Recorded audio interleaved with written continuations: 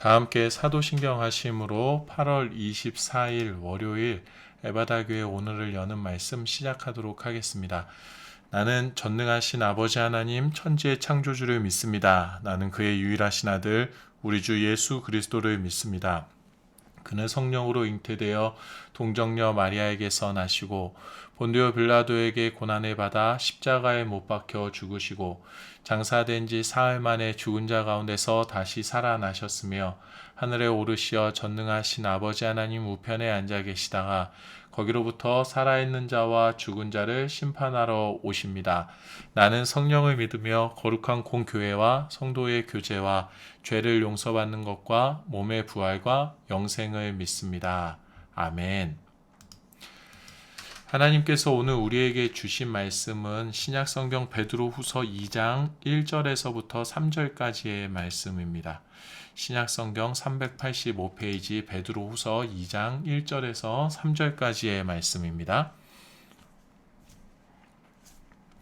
함께 읽겠습니다. 그러나 백성 가운데 또한 거짓 선지자들이 일어났었나니 이와 같이 너희 중에도 거짓 선생들이 있으리라. 그들은 멸망하게 할 이단을 가만히 끌어들여 자기들을 사신 주를 부인하고 임박한 멸망을 스스로 취하는 자들이라. 여럿이 그들의 호색하는 것을 따르리니 이로 말미암아 진리의 도가 비방을 받을 것이요 그들이 탐심으로써 지어낸 말을 가지고 너희로 이득을 삼으니 그들의 심판은 옛적부터 지체하지 아니하며 그들의 멸망은 잠들지 아니하느니라. 아멘.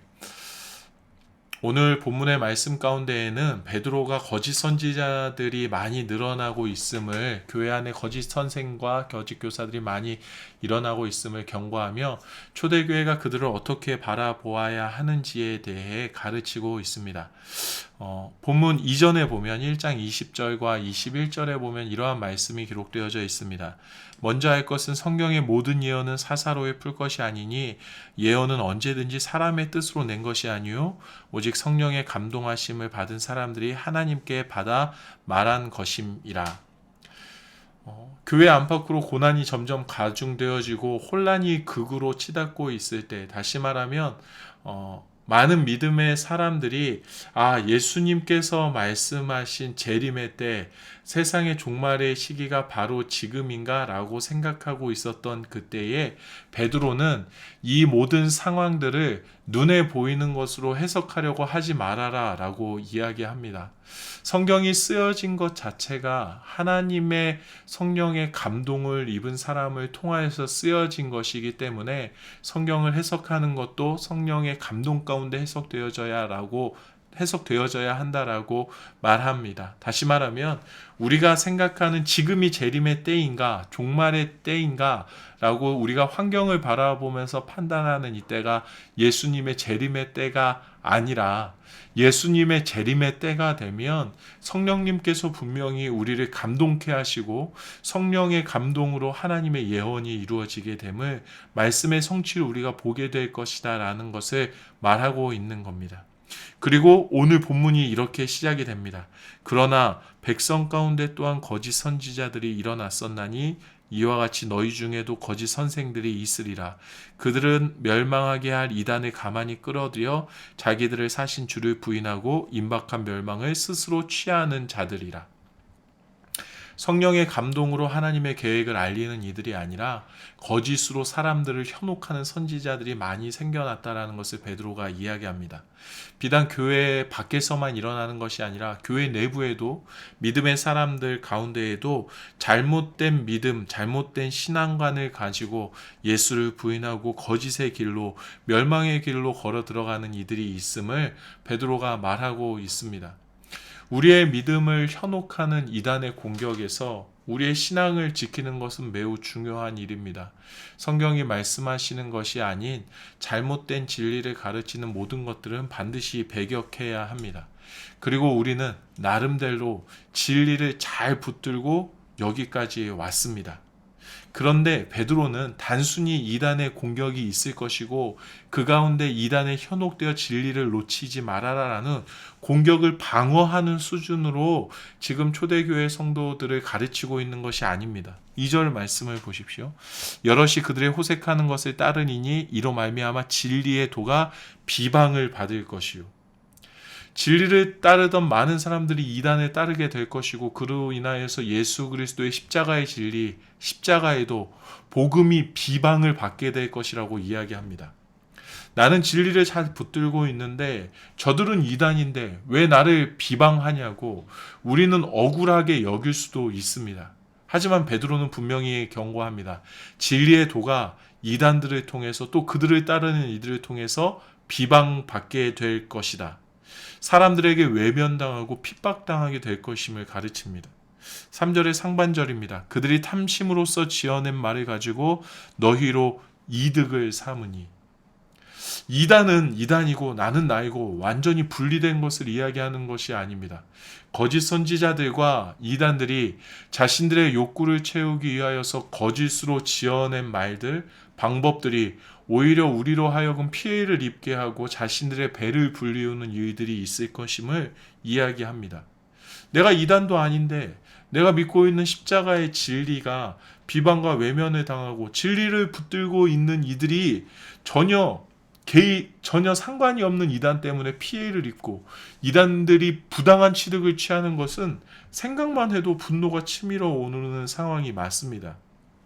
나가서 싸워야 할 것 같고 이단을 분명히 축출해내야 할 것 같고 잘못된 것을 분명히 지적하고 또 사람들 앞에 나아가서 오해하고 있는 사람들에게 억울함을 풀고 부당한 이득을 환수하고 하는 절차가 필요한 것처럼 보입니다. 진리의 길을 회방하고 마치 기생충처럼 붙어서 자신들의 살을 찌우는 이단들을 당장에 물리치고 우리는 진리이다, 우리는 깨끗하다, 우리는 선하다라는 것을 사람들에게 외쳐야 하는 것이 맞는 것처럼 보입니다. 그런데 베드로는 3절 하반절에 이렇게 이야기합니다. 그들의 심판은 옛적부터 지체하지 아니하며 그들의 멸망은 잠들지 아니하느니라. 베드로는 너희를 지켜라. 너희 신앙과 믿음과 진리와 이익과 삶을 지켜내라. 반드시 싸워서 지켜내라. 라고 말하지 않습니다. 그냥 무심한 듯 한마디를 툭 내뱉습니다. 한 가지, 오래전부터 하나님께서 이루어오신 하나님의 진리를 툭 던지듯이 말합니다. 이단을 심판하신 하나님은 절대로 그 심판을 지체하지 않으시고 이단을 멸망시키시는 하나님은 절대로 그 멸망을 취소하지 않으신다라는 것을 무심한 듯이 이야기합니다. 이단을 생각하면 분노가 생길 수밖에 없는 상황이었습니다. 사랑하는 믿음의 형제들을 거짓으로 꿰어가고 사랑으로 세상을 섬기는 예수 그리스도의 도가 그들로 인하여서 욕을 먹게 되고 복음이 선포되어지는 길이 가로막히는 것 같고 자신의 이득을 위해서 믿음을 지키는 이들이 오히려 피해를 입도록 하는 이들을 바라보면 분노가 격한 감정이 치밀어 오를 수밖에 없습니다. 하지만 베드로는 당연한 듯이 말합니다. 하나님께서 이단을 반드시 늦지 않게 심판하신다. 하나님께서는 거짓 선지자들을, 거짓 교사들을, 하나님의 뜻에 반하는 악한 마음을 품고 있는 자들은 반드시 망하게 하신다라는 것을 우리로 하여금 다시 또 기억하게끔 합니다. 어제 우리가 나누었던 말씀, 어제 우리가 주일의 예배 가운데 들려졌었던 말씀, 2장 8절에 이렇게 기록되어져 있습니다. 이는 이 의인이 그들 중에 거하여 날마다 저 불법한 행실을 보고 들으므로 그 의로운 심령이 상함이라. 하나님께서는 우리의 마음을 모르시지 않으신다라는 것을 베드로가 이야기합니다. 베드로는 거짓 선지자들 그리고 이단들을 하나님께서 모르시는 척 하시는 것이 아니다라는 것을 이야기합니다. 상한 마음을 품고 살아가는 우리들을 하나님께서 책임지고 돌보고 계심을 이 말씀을 통해서 또다시 분명하게 이야기하고 있습니다. 반대로 하나님의 도를 왜곡하고 자신의 이익을 취하기 위하여서 믿음을 혼탁하게 하는 이들을 하나님께서 바라보고 계시고 또 그들도 분명히 심판하실 것임을 우리가 말씀을 통해서 볼 수 있습니다.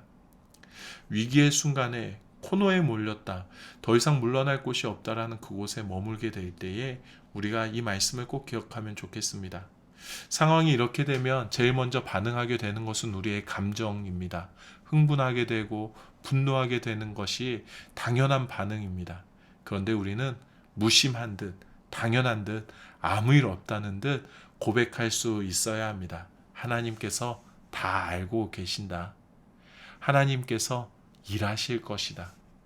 그렇기 때문에 하나님이 다 알고 계시니까 하나님께 맡기자.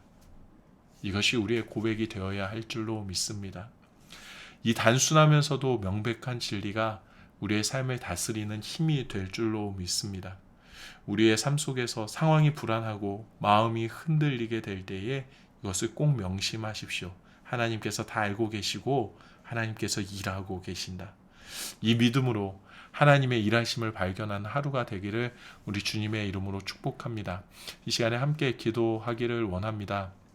우리가 말씀을 붙들고 이렇게 기도하면 좋겠습니다. 하나님, 내가 이 혼탁한 세상, 이 어지러운 세상, 그리고 내 안에 있는 이 불안한 감정과 분노하는 이 마음들, 이 모든 것들이 일어나게 될 때에 무심한 듯이 그것을 바라보며 이 고백을 할 수 있게 해주십시오.